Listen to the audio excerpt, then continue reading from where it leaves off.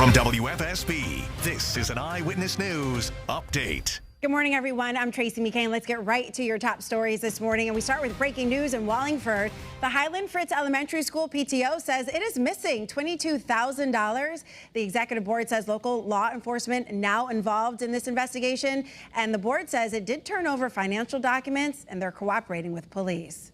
Today, a commission created to find solutions to public school funding in our state is holding its first meeting. The Blue Ribbon Commission on Education Funding and Accountability was established earlier this year.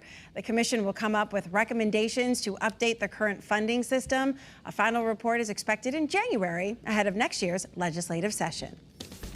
I'm meteorologist Tyler Hughes with a check of the first alert forecast, and our warming trend continues this afternoon. In fact, we'll see temperatures climbing into the middle and upper 80s inland. Some spots through the river valley can't rule out that they would reach 90 degrees. Along the shoreline, more like the lower half of the 80s. Some folks may even stay in the 70s, but we'll see plenty of sunshine through the rest of the afternoon. So any outdoor plans you have today, you are good to go. Not only that, it will be very comfortable with low humidity, and that continues tomorrow. So tomorrow's basically rinse and repeat, except a couple of degrees warmer. We're tracking highs in the low 90s inland. Saturday's the pick of the weekend. It will be warmer and drier, but late in the day Saturday, we start to see a disturbance approach that could spark off some thunderstorms, and that lasts through the better part of the day on Sunday. Not a washout, but we see some scattered shower and storm activity continuing through the back half of your weekend, and we're dry to start off next week.